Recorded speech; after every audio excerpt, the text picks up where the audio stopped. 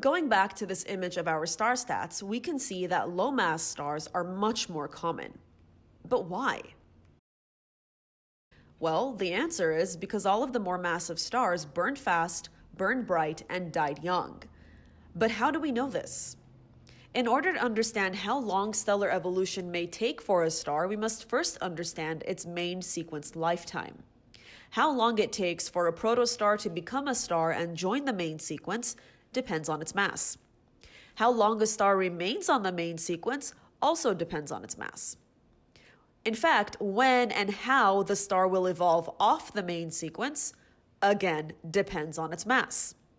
In fact, a lot about a star's life, like the length, the evolution, and manner of death, is dependent on and predetermined by its mass. Let's take a look at what that's like for stars of different masses, temperatures, and luminosities by looking at this table of approximate main sequence lifetimes. Now, there's quite a bit of information here, so bear with me. Let's first start with the star that's most familiar, a star like our Sun. This would be a G-class star with the same mass as our Sun, 1 solar mass. Its surface temperature at 6,000 Kelvin is a little bit warmer than our Sun, but its luminosity is the same. With these characteristics, we can expect a star like our Sun to remain on the main sequence for about 12,000 million, or really 12 billion years, once it arrives there. Note that the values for the main sequence lifetimes of these stars are given in units of millions of years, hence the 10 to the power of 6 in the title of that column. Now, its evolution won't be for a while, so it still has quite some time left on the main sequence. But a star that's slightly more massive than the Sun, say 1.5 times more massive at 1.5 solar masses, with an even warmer temperature of 7,000 Kelvin and 5 times the Sun's luminosity, will remain on the main sequence for a shorter amount of time. Only 4,500 million years, or 4.5 billion years. The more massive the stars get, the shorter and shorter their main sequence lifetimes. And the opposite is also true. The less mass the star has, the longer it will spend on the main sequence before evolving off the main sequence and into the next phase of its life. So now that we have the full table at our disposal, we can see that the more massive stars have significantly shorter main sequence lifetimes than the less massive stars. Now, this table, slightly different from the one just before, is table 22.1 from the OpenStax Astronomy textbook, the second edition. There are a few differences in the characteristics of the stars, like their mass and temperature, and the spectral classes shown here are a little bit more specified than before, but the general consensus is the same. If you look at the last column, the values you see here are again estimates of main sequence lifetimes. And again, you might notice that the most massive stars spend the least amount of time on the main sequence, and the least massive stars spend the most time. In fact, the amount of time that K or M type stars are expected to remain on the main sequence is actually longer than the current estimated age of the universe. So at this point, it makes the most sense for us to split the stars into different mass ranges to understand their evolution better. Anything between 0.08 and 0.4 solar masses falls within the range of a low-mass star.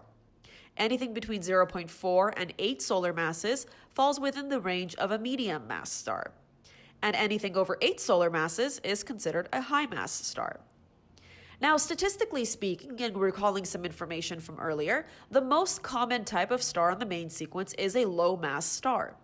In fact, almost 70% of the stars in the main sequence are red dwarfs under half a solar mass. Another 19% are stars anywhere between half the mass of our Sun to about the mass of the Sun itself. And an even smaller percentage, only 8%, are stars that are anywhere between 1 or 2 solar masses, and yet another even smaller percentage, only 3%, are stars that are anywhere between 2 or 4 times the mass of our own Sun.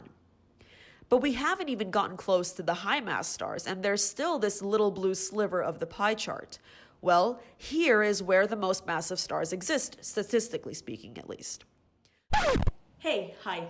Hello, I'm going to go ahead and quickly interrupt the content of this video just to point out a little discrepancy that I noticed while I was editing the video itself.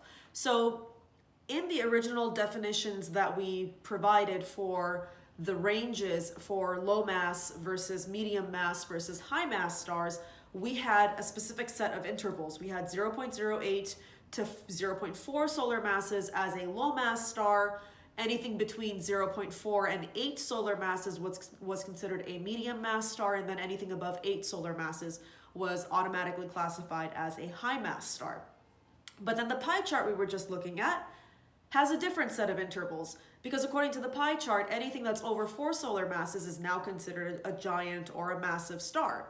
So the main thing that I kind of want to just point out really quickly is that you could have different intervals for what's considered a low mass, medium mass, or high mass star, depending on the sources that you look at for your information. So a textbook might give you a different range of values. An article that's recently published might give you a different range of values. Wikipedia articles might give you different ranges of values and a different amount of categories as well. One particular article that I noticed has, I think, 4 or 5 different categories for what's considered a range of stellar masses.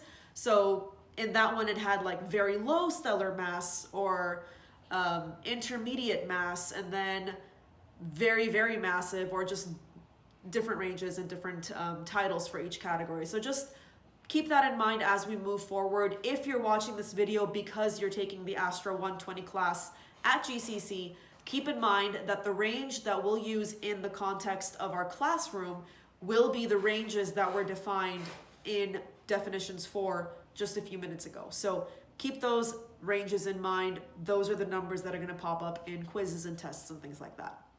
So with that said, I'll let you get back to the regularly scheduled programming, and I will see you later at some point. Okay, bye. The most massive stars, if we were to add these percentage values together and mark the range of masses as just anything greater than 4 solar masses, will only account for 1.16% of all the stars in the main sequence. And remember, there aren't a lot of extremely massive stars left because they burned fast, burned bright, and died young. So let's dive into the different paths of stellar evolution. We'll discuss the stages of stellar evolution of K or M-type stars, low mass stars first, then we'll work our way up to the bigger, hotter, more massive stars next.